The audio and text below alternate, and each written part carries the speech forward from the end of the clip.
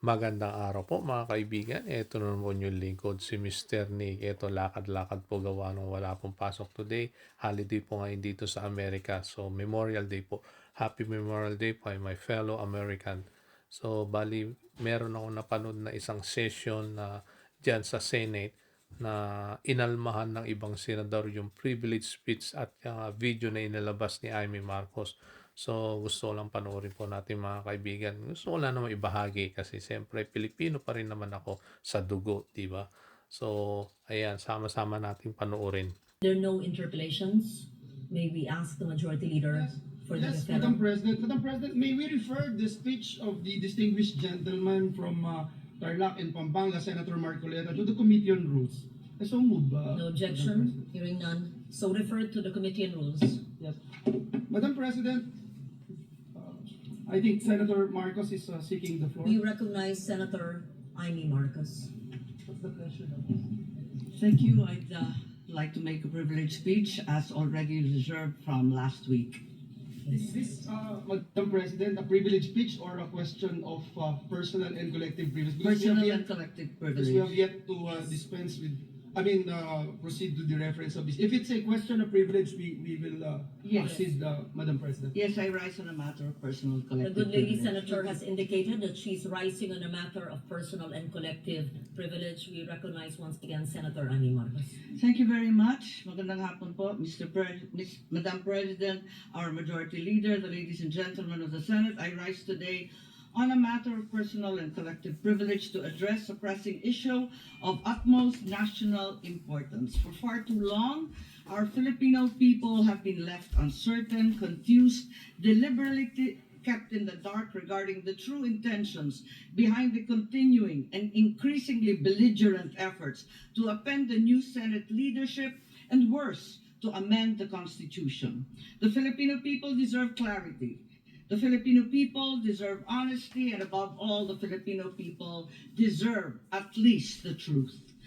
Madam President, today I will not rely solely on my own words. I will present before this chamber a short video containing documentation, footage, and statements directly connected to the ongoing efforts toward term extension and charter change. With your permission, therefore, may we now direct the technical team to play the video presentation. Bakit nagpalit ng liderato sa Senado? May I be allowed to humbly move to declare all seats vacant, Mr. President? With 13 affirmative votes, 10 negative votes, and 1 abstention, the positions in all the positions in the Senate is hereby declared vacant.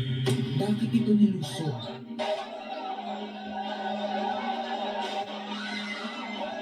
Bakit patuloy ang pananakot? Talagang garamalan, obvious na obvious, hindi sa isang majority.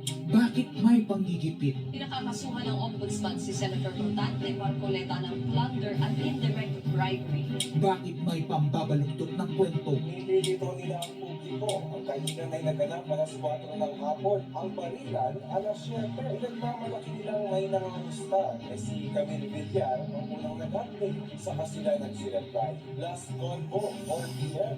Next chat, 10 p.m. Bakit may demolition job? Bakit may pait? Bakit hindi matanggap? Napakaraming bakit. At narito ang mga sagot. Pero bago ang katotohanan, wasakin muna natin ang kasinungalingan. I, Alan Peter Schramm Cayetano, having been elected to the position of Senate President, Hindi nagpalit ng liderato para sa impeachment. Hindi totoo ang pinapakalat ng mga nabulaga. Ito this time, medyo nagkabulagan. Ang impeachment ay labanan ng numero. Hindi ang mga Duterte aligned ang dapat mangamba, kundi ang mga sa umpisa pa lang ay may hatol na. Ang sinasabi sir ng ibang mga kritiko, itong Senate leadership shake-up ay tungkol lang daw sa impeachment. Lahat na i-connect. As I told you, may 12 kami. Si Bato is 13. So kahit nawala naman siya, ang pinag-uusapan dito is whether or not you will be able to get 16 votes. Hindi siya ang pagmumulan ng 16 votes. Wala siya doon eh. 12 kami. Bakit kami magkuku? May 12 na kami kung ang pinag-uusapan lang natin ay impeachment. Actually, 9 lang ang kailangan para ma-dismiss. Yes, 12 kami. So it's more than the required votes But that's not the point. Ang ano kasi pinipilit nilang i-connect doon. Kaya ako natatawa. What is the connection there? Gusto pang ipa-inhibit ang mga tinatawag nilang Duterte-aligned senators. Nananawagan pa ng partial kuno at pagiging patas, pero sa publiko, may mga pahayag na hindi makakatakas. While VP Sara is in power, the threat of a full-blown Duterte comeback is still a very real and present danger. Bakit ganito ang desperasyon? Bakit hindi maikubli ang gigil? No. Bakit natataranta ang lahat? Mr. Speaker, I move to endorse to the Senate the resolution setting forth the articles of impeachment. Narito ang pagsisiwala. Noong April 22 sa Soler, nagkita si Tito Soto at House Speaker D para pag-usapan kung ano ang papakialaman sa 1987 Constitution habang nakaupo si Bongbong Marcos. Kasama ni House Speaker D ay si South Cotabato Congressman Ferdinand Hernandez. Kasama ni Soto ay ang dating Senate Secretary na si Mark Mendoza. Konas ang gusto nilang mode ng charter change. Muling sinusulong sa Kamara ang charter change o pag-amyenda sa konstitusyon sa pamamagitan ng Constitutional Convention. Yes, something is brewing inside the government to claims of a possible no-election scenario. Ang pag-aamyenda ng konstitusyon sa pamamagitan ng Constituent Assembly. At para makakuha ng suporta sa Senado at sa Kongreso, ito dapat ang mga nilalaman. Dapat ma-extend ang termino ng mga senador at congressmen na mawawala na sa pwesto by 2028. Ang eleksyon sa bawat senador ay magiging by region. Nagdiskusyon sila kung 2 o 3 senador per region. Kinumpute nila kung mayroong 18 regions, nasa 36 o 54 ang magiging senador. Lumutang din ang usapang para hindi makaporma si Inday Sara sa 2028, gawing 50 years old ang edad ng pwedeng tumakbo. Pero nagpanukala rin si Soto na pwedeng gawing 35 years old para kay Vico Soto. Dahil ipagmamayabang niyang kayang talunin ito si Inday Sara. Meron na may nadagdag maganda, Vicky. Ibaba natin ang edad ng presidente to 35. Magagaling ng bata ngayon eh. Magagaling eh. Ibigay na natin sa mga kabataan ang pagpatakbo nitong bansa. Baka puro matinong pa ilagay natin. Baka sabihin nila, Senator Soto, this is to siguro allow your nephew ba, si Vico, na tumakbo. Sabi ko na Maging qualified. Sabi ko na mag-iisip sila ng gano'n eh. Wala. Hindi ko naisip si Vico. Hindi ko naisip si Vico. Hindi ko naisip si Vico. Ang impormasyong ito ay mula mismo sa kasama sa meeting. Kasama din nila ay isang congressman, isang gobernador, isang retired military officer, isang dating may mataas na katungkulan, at 5 mula sa private at business sector. Kaya ba binaliwala ang panawagan ng taong bayan? Kaya ba binaliwala ang paalala ng Iglesia ni Cristo?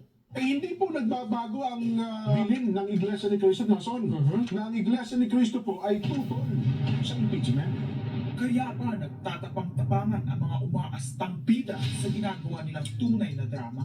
Kaya ba nila sinasabing hindi sila natatakot sa eleksyon ay dahil alam nilang walang eleksyon na magaganap? Hindi po kami natatakot sa susunod na eleksyon. At ang boto sa impeachment ay refleksyon ng boto sa pagsira sa 1987 Constitution.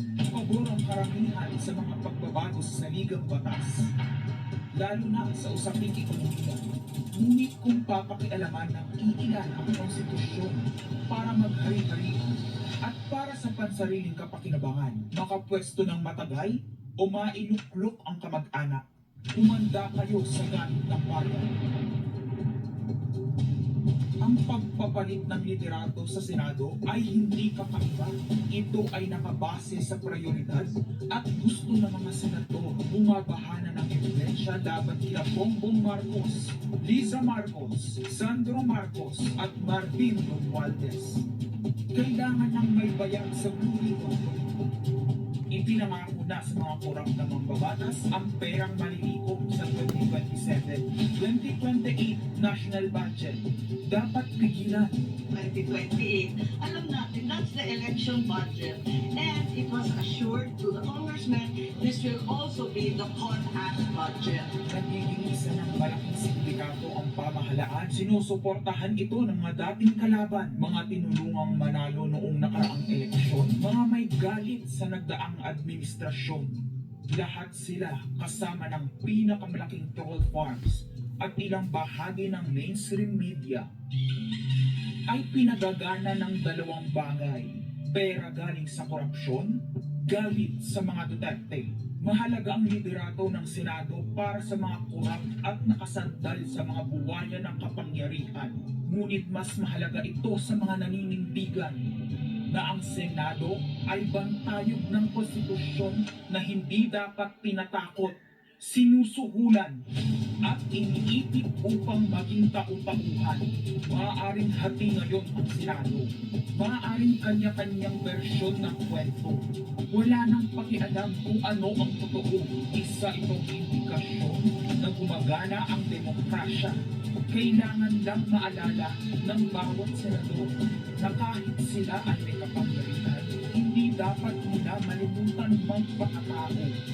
Sa kabila ng lahat ng problema, pinakamababang halaga ng piso sa kasaysayan, mataas na bilihin at gasolina, kawalan ng trabaho, halos wala ng makain, nagpapakamatay na mga magsasaka.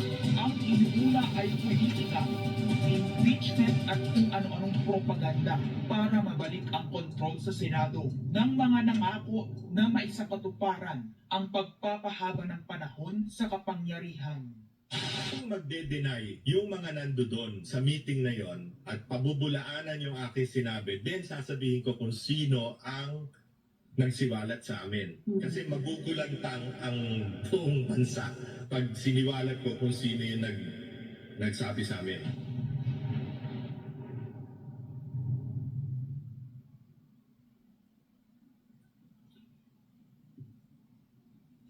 Impeachment, no elections, term extension.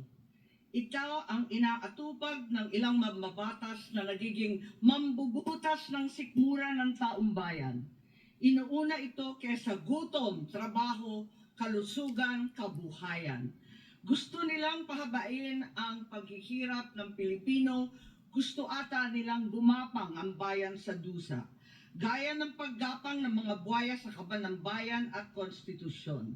Ginang Pangulo, hindi ko inaakalang aabot sa punto ng buhay ko na ako, isang Marcos, magtatanggol ng 1987 Constitution, isang saligang batas na isinulat laban sa aming pamilya. Pero sa huling pagbisita ko sa libingan ng mga bayani sa puntod ng aking ama, pinaalala ako ng mga katagang nakasulat sa kanyang himlayan, Pilipino. At bilang Pilipino, bilang isang lingkod bayan, bilang isang kaisa-isang anak ni Ferdinand Marcos na may lakas ng loob na tumindig para sa ating bansa, dapat protektahan natin ang saligang batas ng Pilipinas. Nitong mga nakaraang linggo, hindi lang ako basta Pilipino, hindi lang ako basta senador.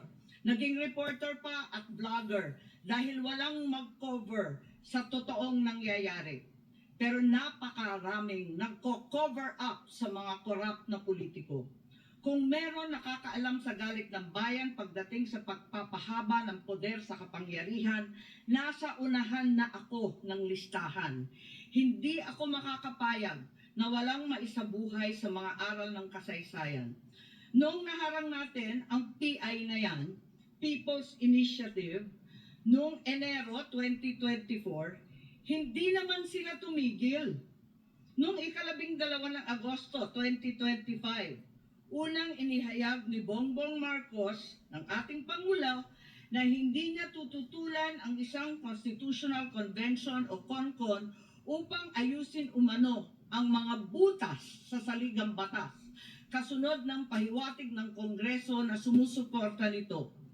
Pagsapit ng Nobyembre, nung nakaraang taon din, naghain na si Congressman Ronaldo Puno at mga miyembro ng NUP, National Unity Party, ng House Bill 5870 naglalayong magpatawag ng Constitutional Convention upang magmungkahi ng mga amyenda sa konstitusyon. Noong ika-30 ng Enero 2026, nagpahayag naman si dating Senate President Soto ng suporta sa pagtalakay ng mga amyenda sa konstitusyon matapos ang desisyon ng Korte Suprema kaugnay ng impeachment laban kay VP Sara Duterte. Agad itong ikinatuwa ng tropang NUP na nagsabing mahalaga ang kooperasyon ng Senado upang maisulong ang mga reforma sa saligang batas. Gayunpaman, noong ika-31 ng Enero 2026, sumagot ang Malacanang, hindi raw prioridad ang charter change o CHA-CHA dahil nakatutok umano ang Pangulo sa mga isyong pang-ekonomiya. Isang pahayag na inilabas matapos magpahayag ng suporta si SP Soto noon sa pag-amyenda ng konstitusyon. Sa gitna ng debateng ito, naghain noong ika-7 ng Pebrero 2026 yung dating ARTA Rabindranath Kilala ng isang radikal na panukala, buwagin ang Senado, pati na rin ang Kongreso at lahat ng lokal na sanggunian, paltan ng isang National Legislative Assembly, maari umanong makatipid ng hanggang 1 trilyong taon-taon. Noong nakaraang buwan, formal din hinikayat ni Congressman Puno at ng NUP ang liderato ng Kamara na simulan ng pakikipag-usap sa Senado hinggil sa charter change sa pamamagitan ng Constitutional Convention. Ginamit pa nila ang pagiging bukas ni SP Soto sa constitutional amendments bilang oportunidad para sa koordinasyon ng dalawang kapulungan. Sa huli, noong ika-14 ng Mayo 2026, mariing itinanggi ng Malacanang ang akusasyon ni Senate President Alan Peter Cayetano na sinusubukan ng palasyo pahinain ang Senado. Binigyan din ng palasyo na hindi pinag-uusapan ng CHA-CHA at inulit ang pananaw ng Pangulo na hindi ang pag-amyenda ng saligang batas ang sagot sa kasalukuyang problema ng bansa. Ngunit hindi ito ang nangyayari sa labas ng palasyo. Ang NOEL at term extension ay buhay na buhay sa mga patay na patay sa kapangyarihan. Pagkat sa kasalukuyang ika-20, ika-20 Kongreso, maraming panukalang naglalayong baguhin ang konstitusyon. Mula sa House Bill 368 ni Congressman Abante na nagsusulong ng CONCON hanggang sa Resolution of Both Houses No. 1 ni Congressman Garbin. Sinundan pa ng Resolution of Both Houses No. 2, naglalaman ng mungkahing ibaba sa 35 anyos ang minimum age requirement ng presidente at ang vice-presidente 30 ang edad. Bukod dito, Congressman Richard Gomez naghain ng Resolution No. 3 upang amyendahan din ang Constitution. Meron pang Resolution No. 4 nagmumungkahi gawing 3 taon na lamang, 3 magkakasunod na termino ang panunungkulan ng mga senador. Nariyan ang House Resolution 460 ni na Congressman Oreta, Congressman Remulla, Congressman Daza at iba pa na bibigyan linaw daw ang kahulugan ng forthwith sa impeachment. At mula noong Abril, habang hinihikayat ang mga congressman na bumoto sa impeachment, malakas ang ugong ng NOEL sa 2028. Lumutang na rin ang mga detalye. Magte-term extension ang mga congressman at madadagdagan ng 3 taon na mananatiling nakaupo sa pwesto hanggang 2031. Ganon din, 2028. Ganon din ang mga senador, pati ang Pangulo, hanggang 2031 na raw. Kung may eleksyon man sa 2028, sa lokal na lang. Kaya, Visayas o Mindanao ka man, suportado ng iglesia o hindi, walang problema dahil walang eleksyon.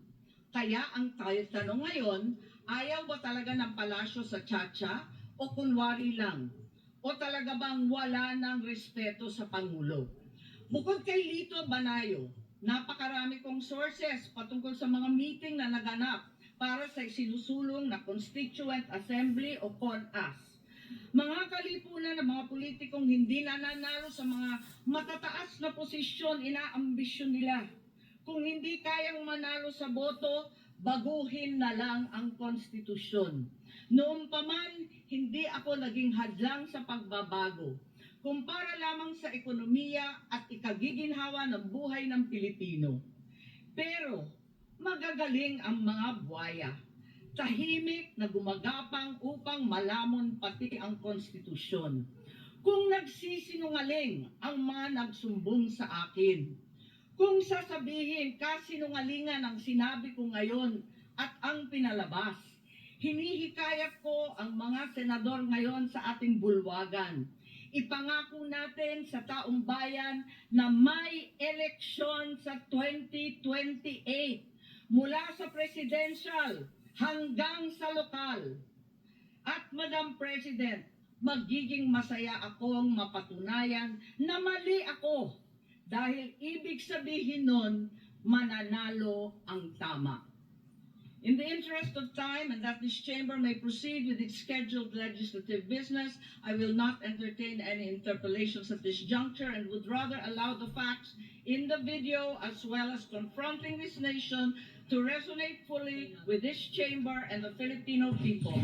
I urge this body to look deeply into what we have witnessed today, act with vigilance, courage, and fidelity to the Constitution we swore to defend. Maraming salamat po. So ayan po ang kabuuan ng privilege speech ni Amy Marcos. Kayo na pong humusga. Thank you for watching.